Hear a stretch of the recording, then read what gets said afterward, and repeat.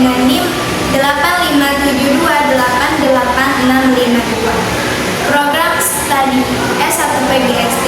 Di sini saya akan membuat video simulasi pembelajaran terpadu pendidikan agama Islam kelas 4 SD.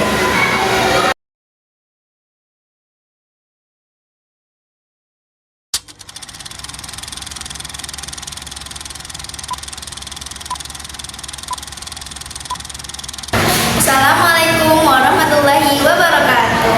Selamat pagi anak-anak. Bagaimana kabarnya hari ini? Baik. Alhamdulillah, semoga kita semua selalu sehat walafiat. Amin. Nah, alangkah baiknya sebelum memulai pembelajaran hari ini kita membaca doa bersama-sama agar mendapatkan ilmu yang bermanfaat. Membaca doa mulai. Baca doa selesai. Baik, sekarang ibu akan mengabsen kalian. Siapa yang hari ini tidak masuk? Alhamdulillah masuk semua ya. Nah, untuk lebih semangat lagi belajarnya, kita membaca surat pendek dulu yuk anak-anak. Oke, sekarang ibu mau tanya, siapa yang masih ingat nih kemarin kita belajar apa? Ya, betul, kemarin kita belajar mengenal apa itu bersih. Siapa di sini yang masih ingat apa itu artinya bersih? Ya, betul, bersih itu adalah bebas dari kotoran. Siapa yang tahu bersih itu sebagian dari apa? Iya, betul, bersih itu sebagian dari iman. Bagaimana sih caranya agar kita terbebas dari kotoran? Ya, kita harus rajin sapu kelas. Jangan buang sampah sembarangan, apalagi buang sampahnya di bawah kolong meja, jangan ya. Nah, untuk materi hari ini kita akan belajar tentang apa itu najis. Jadi, najis itu adalah suatu terhalangnya kita untuk melakukan ibadah. Seperti saat kita terkena jilatan anjing ya. Air liur anjing itu najis ya. Jadi saat kita terkena air liur anjing, kita harus membasuhnya dengan 7 kali basuhan. Tapi kotor belum tentu najis, kecuali najis sudah pasti kotor. Seperti saat kita terkena tanah, itu kita kotor, tapi kita tidak najis, kecuali di dalam tanahnya itu ada kucing. Nah, bagaimana jika kita akan melakukan sholat? Saat kita melakukan sholat, kita harus menyiapkan badan yang bersih, badan yang wangi, dan pakaiannya juga bersih, suci dari najis, dan juga tempatnya juga tempat yang perlu kita siapkan itu tidak boleh najis ya.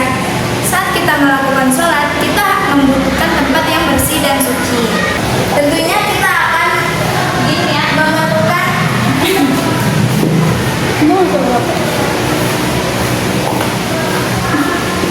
pakaian yang bersih.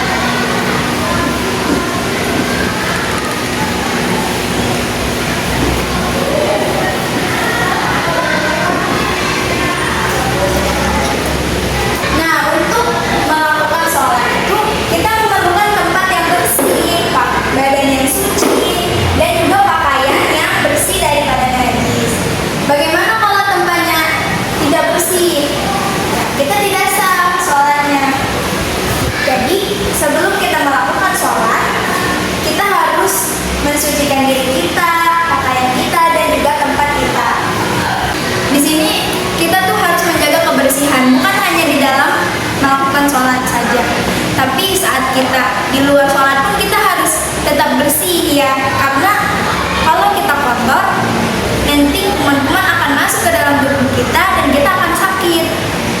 Setelah sakit kita nggak sekolah, nanti tidak mendapatkan ilmu dong. Nah sekarang kalian buka halaman 36.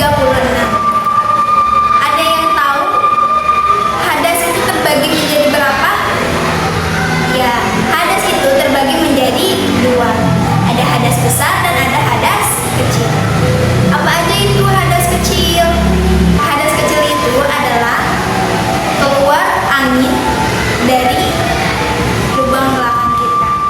Dan ada juga hadas kecil lainnya, yaitu buang air kecil, buang air besar, dan itu termasuknya hadas kecil. Bagaimana cara menghilangkan hadas kecil? Cara menghilangkannya adalah dengan membasuh menggunakan air bersih. Dan juga selanjutnya kita berwudu. Dan ada juga hadas besar. Hadas besar contohnya seperti mimpi basah bagi laki-laki yang sudah balik dan juga haid bagi perempuan yang sudah balik. Bagaimana cara mengetahui apakah perempuan itu sudah balik dan laki-laki itu sudah balik? Ya dilihat dari umurnya. Biasanya yang kita ketahui itu untuk laki-laki yang sudah balik itu adalah umur 15 tahun ke atas. Dan untuk perempuan yang sudah balik atau yang sudah haid itu bisa mulai dari umur 9 tahun.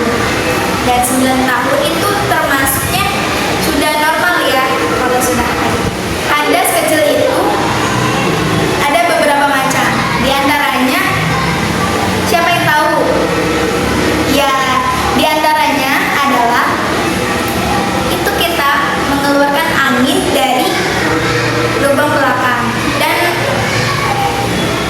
ya itu hadas kecil itu seperti saat kita buang air kecil, kita membuang angin, kita membuang air besar, itu juga termasuk hadas kecil.